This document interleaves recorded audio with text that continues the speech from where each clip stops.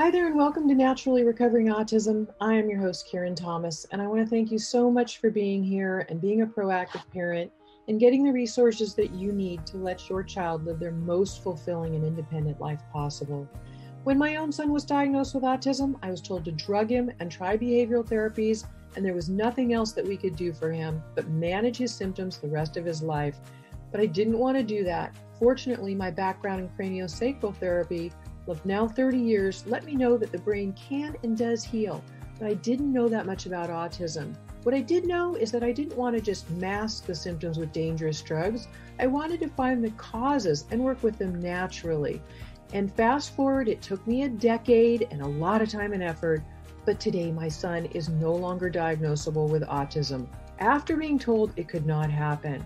So I'm here to share with you valuable resources to save you the time and some of the expense that I had to spend to figure it out, and to help you let your child lead to their best results possible.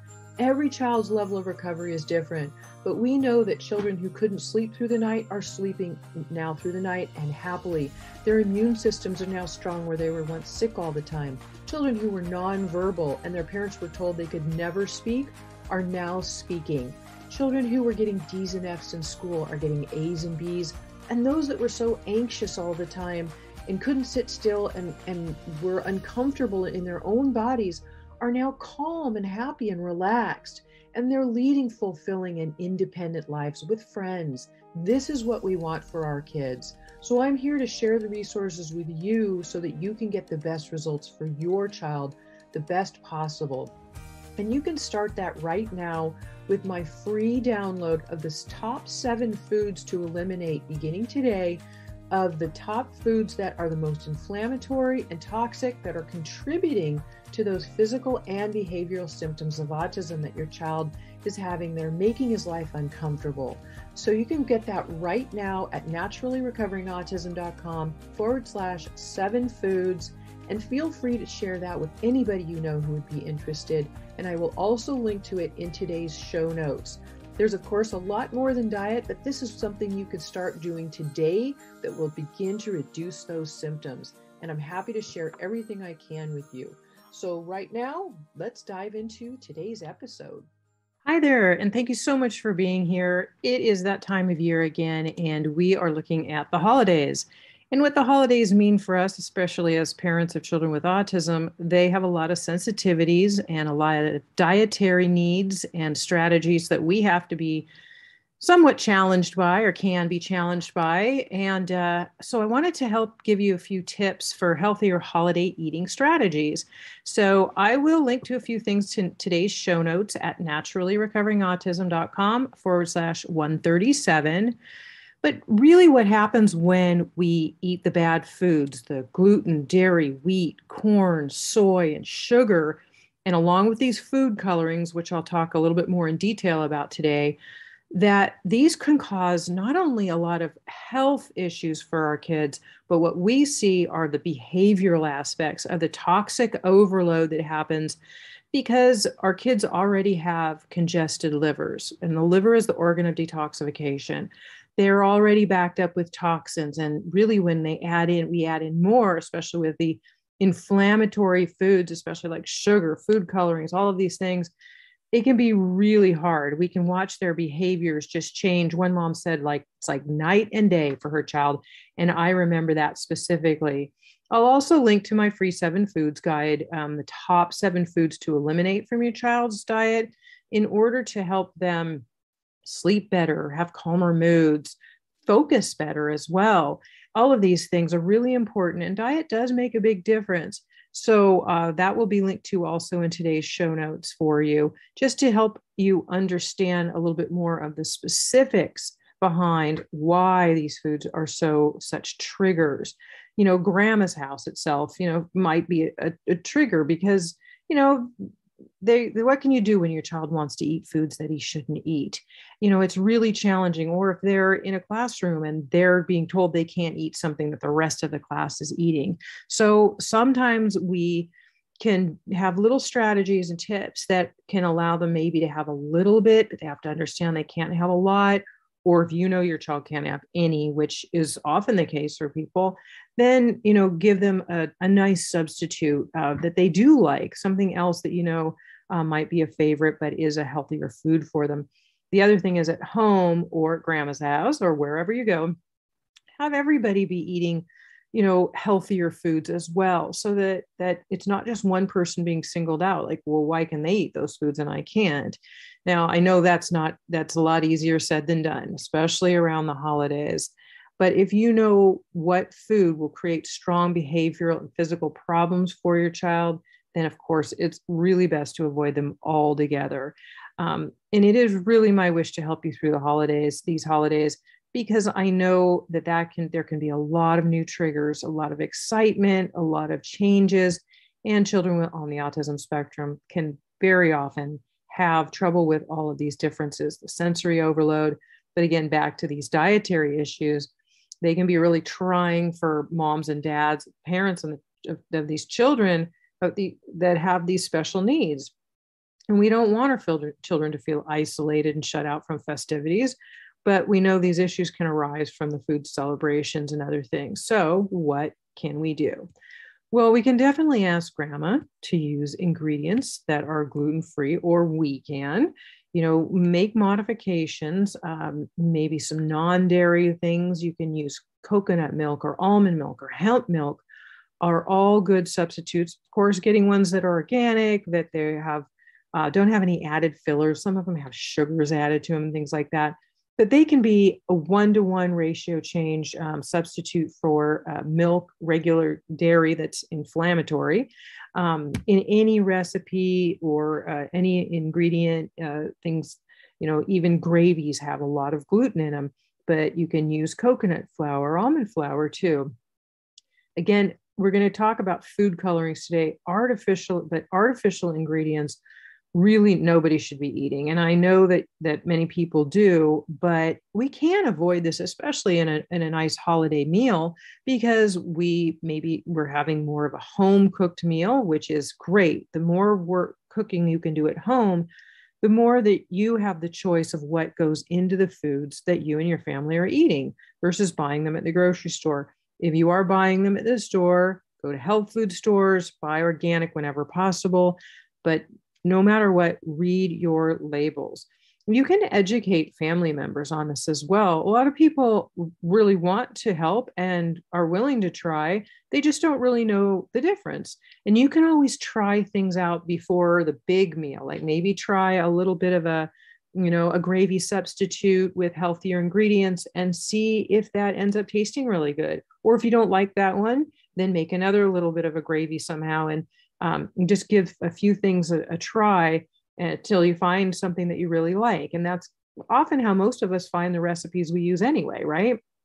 Practicing, there's some great, I always say when in doubt, use the word keto when you're Googling some recipes, because that will usually give you healthier, like almond flour and coconut flour ingredients, which again can be substituted a 1-to-1 ratio for wheat flour in any recipe, even some cookies, which can be made with monk fruit or stevia instead. Monk fruit cooks really well or bakes really well. Instead of sugar, it can be really, really good. At the minimum, again, we're avoiding gluten, dairy, soy, sugar, and food colorings. Corn is also highly inflammatory. But if possible during the holidays, if you're aware of the symptoms that come up for your child with certain foods, then practice at least minimizing, if you possibly can, or remove them. There are some specific enzymes I'm going to give you. And this is not a permanent fix or something that should be used ongoing to give your child foods that aren't good for them. But they can be really, really helpful when your child gets a hold of a food like gluten that isn't good for them and triggers it, because their body cannot digest the proteins in them because these certain enzymes are lacking in their body. So you can actually take a supplement that can give you these enzymes to help to reduce, or for some kids, even remove a lot of the symptoms. Again, I don't want you to use this as a regular thing to do, but it can be really helpful, and you can experiment. And with enzymes, the larger the meal is, then the higher the dosage. So, maybe if they're having a little snack or a cookie or something like that, it might be one enzyme. If they're having a large meal, it could be two or three of them. So that's how you can basically gauge on how to use enzymes. You really can't use too many. They won't hurt them unless your child somehow has a very rare allergic reaction to something, and they usually are very, very helpful. Also, our kids lack a lot of the enzymes in their body to digest regular foods, carbohydrates, just regular sugars in the body, not only just gluten, but of course dairy as well. And so they can be really helpful. From the use of enzymes, parents have documented better concentration, increased language abilities, improved digestion and behavior in their children. And for the best effect, you have your child take some specific enzymes about 10 to 20 minutes before eating the questionable food or before a meal. Even if they're maybe eating healthy foods, but you notice your child's having digestive issues, then you can have them take a couple of enzymes.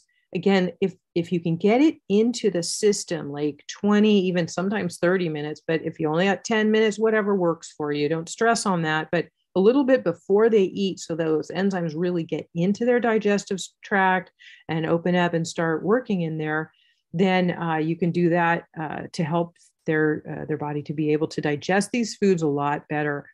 I'm a fan of some Dr. Houston's enzymes. I've done an interview with him in the past, and I will link to it in the show notes.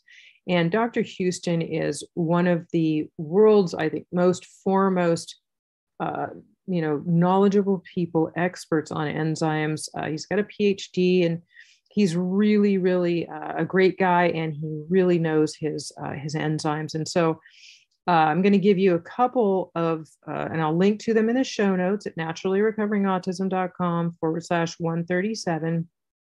But I'm going to give you a couple of names of some of the enzymes that he makes and what they do. There's one called Trienza that is actually a multiple enzyme product. It means it has multiple types of enzymes to digest various kinds of foods, protein, carbohydrates, sugars, fats, that will help your child and you. I suggest taking these as well.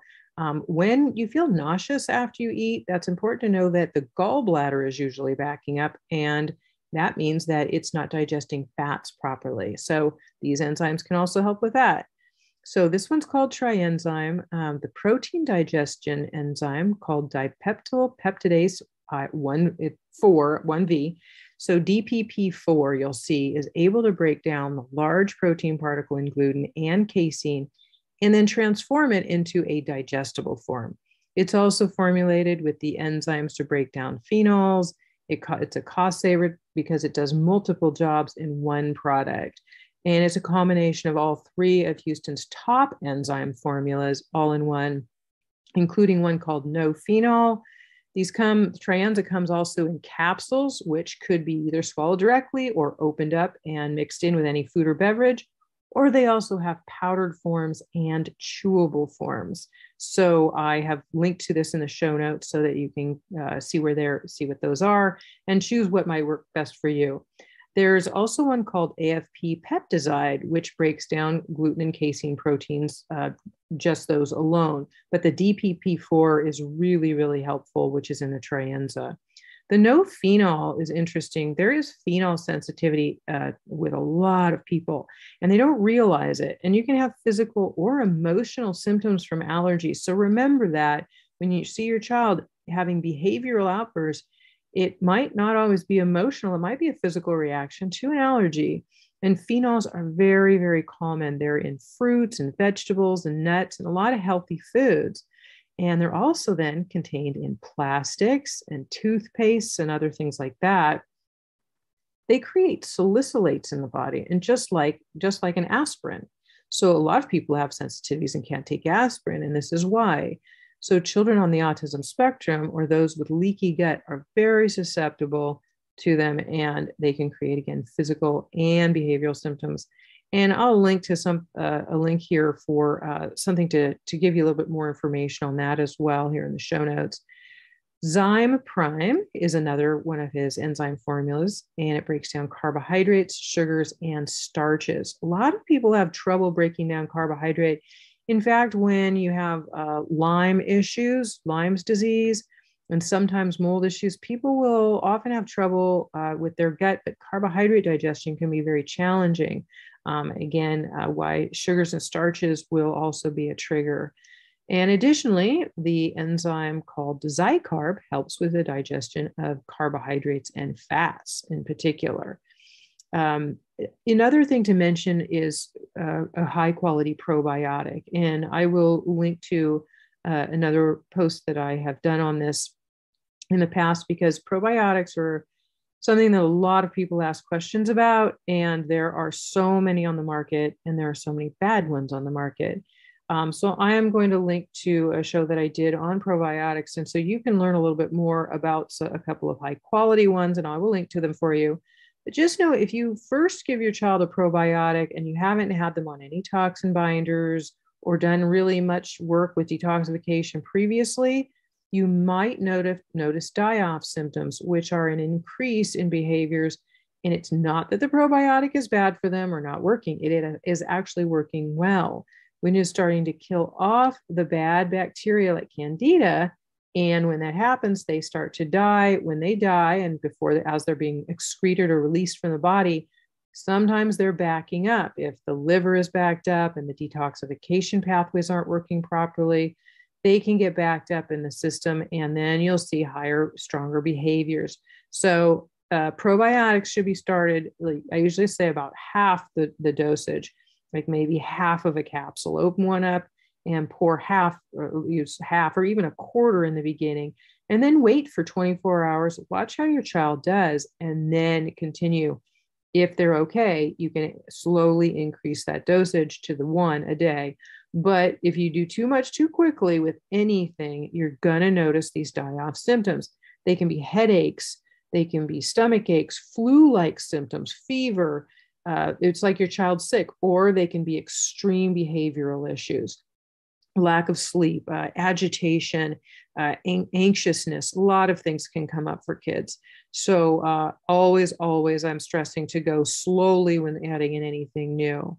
I also have done a podcast in the past about natural allergy desensitization, and I'm going to link to that for you in the show notes as well, because it can give you some further help with other allergic triggers that can definitely be affecting, other things in their body, physically and emotionally, both. And we're able to over time actually remove these triggers from the child's body, and it helps their body to heal a little bit faster. And again, remember, during the holidays, you're going to have extra sugar.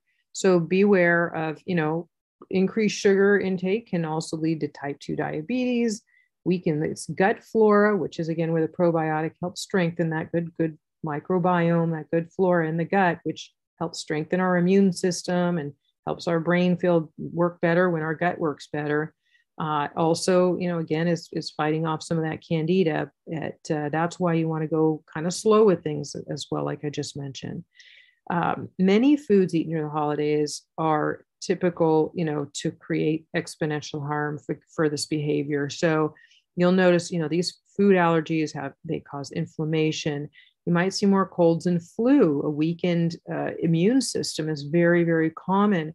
Sugar depletes the immune system extremely. So you might notice, if you're, really trying to fight flus, viruses, colds, and keeping the immune system strong, this is another great reason to make sure that your child is not eating these foods.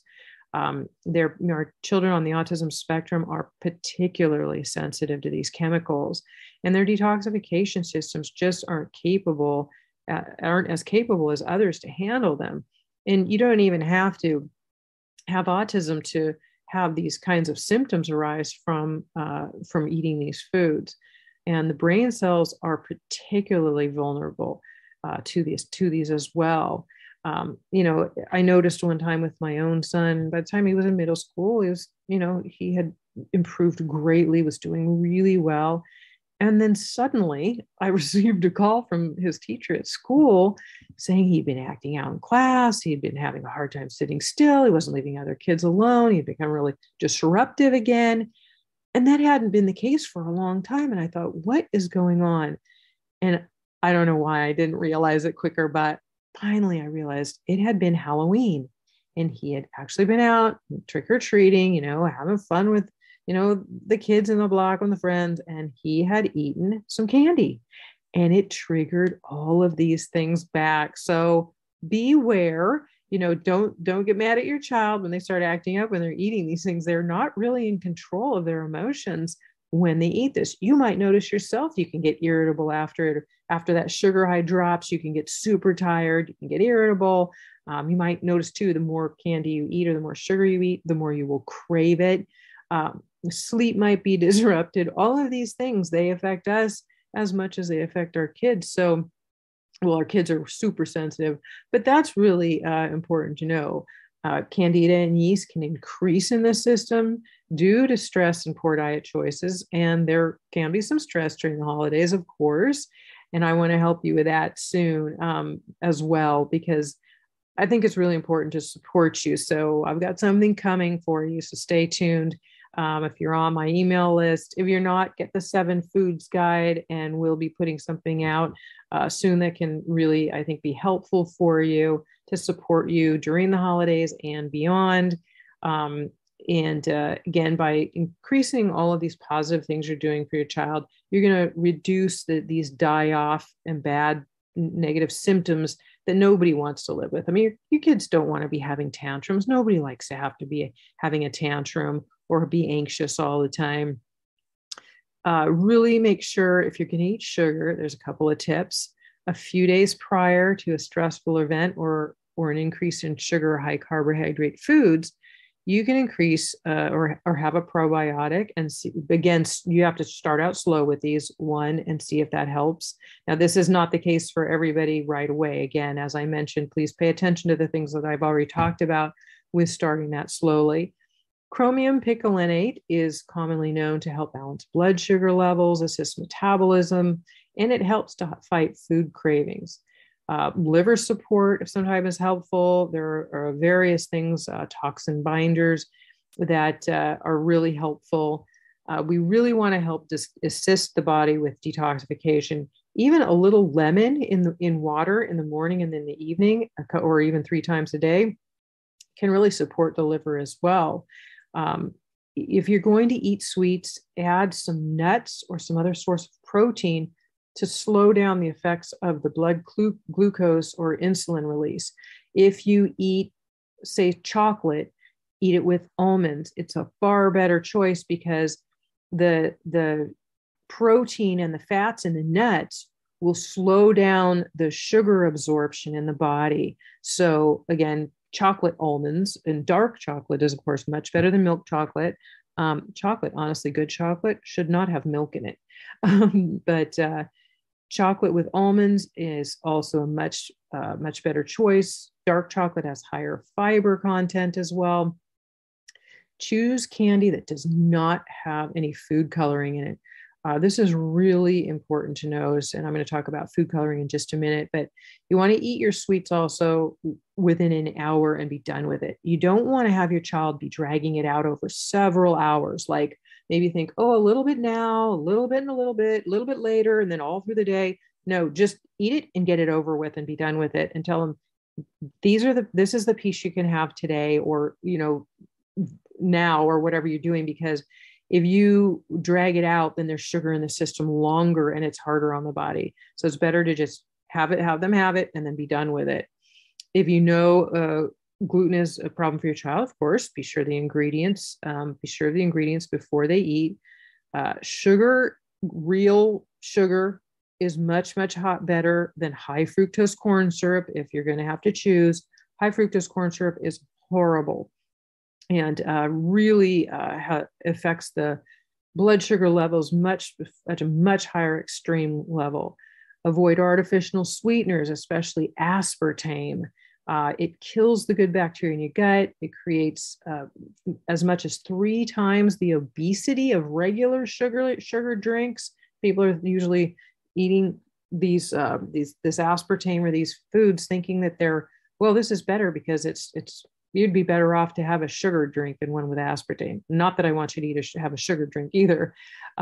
If you want a substitute, a natural sweetener substitute, stevia, organic, green leaf, not one with fillers like dextrose and maltodextrin in them, but one that is straight stevia, that is natural and organic, is actually a great substitute. It does not affect blood sugar levels. And monk fruit is also very commonly used in keto baking, and also is one of the others is like stevia that does not affect the blood sugar levels, but also doesn't feed the candida in the gut. So those are a couple of things that you can choose from to help your child or to make some sweet foods that can actually be okay for them to eat, and you as well. Food coloring I want to talk about for just a moment because it's a big deal. We have to be aware of toxic pesticides, genetically modified organisms in our fruits and vegetables, but we often, of course, meats are often pumped full of hormones and antibiotics. Now, these are really going to affect your gut. You're going to affect your microbiome and all of that. So maybe make sure that whatever meats that you're buying are healthy. They don't have monosodium glutamate in them. Deli meats often do. You want to ask if you're getting it from a butcher, ask if they put any fillers or preservatives in their meats. If you're buying a whole piece, read your labels, things like that. FD&C dyes actually are not safe, and some of them have a certain percentage of lead, mercury, arsenic, benzodiazepine, and more, because these substances are often too difficult to remove. So the FDA has said that it's acceptable for dyes to contain some of these substances. And the FDA themselves have told us that lead damages the brain. These dyes are known to cause asthma, hyperactivity, moodiness, irritability, depression, and a lot more. And they're used in everything from cosmetics to cereal and soda. They make those products look good, but they come with a real price. A list of FD&C dyes and related health issues here for you. For examples, blue number 2 has been known for years to cause brain tumors called gliomas. Glial tumors account for 1/3 of all brain tumors. Red number 2, the most commonly used dye, shows increased immune system tumors, hypersensitivity to allergic reactions, and triggers hyperactivity. It's known to cause urinary bladder tumors. Red number 3, in 1990, the FDA noted this was a thyroid carcinogen and banned it from use in cosmetics and topical drugs, but it is still allowed in candy, baked goods, and oral medications. Green number 3, known to cause urinary bladder tumors. Yellow number 5, this is a derivative of coal tar. This yellow food coloring is associated with asthma, hyperactivity, and behavioral problems in children. Yellow number 6 is known to create adrenal tumors and hypersensitivity reactions. Hypersensitivity can be to external stimuli, such as light and noise, or internal moodiness, such as irritability or depression. FD&C colors and medications are allowed to contain double the amount of lead as food coloring. Sadly, these medications are being taken by many people who are already sick, and they already have weak immune systems. So it's really important. You've got to read your labels. You've got to buy organic whenever possible. Make sure that you're not having any nitrates, nitrites, monosodium glutamates, all of these things. You can give your child snacks like hard-boiled eggs or salad with nuts and olive oil, sliced cucumbers, celery with almond butter on it. Or you can make them some homemade keto cookies with almond flour and monk fruit. There are lots of great recipes that are safe that you can find. And I will also link to some Ketolicious cookies that I know of the personal baker of them, and they ship within the US. And I'll link to that in the show notes as well. I did a podcast on it in the past, because that might be helpful for you during the holidays as well, to have another way to get some sweets if you're not able to bake them yourself or don't want to. And they make great gifts as well. So anyway, I hope this has been helpful for you, and I hope you really enjoy your holidays.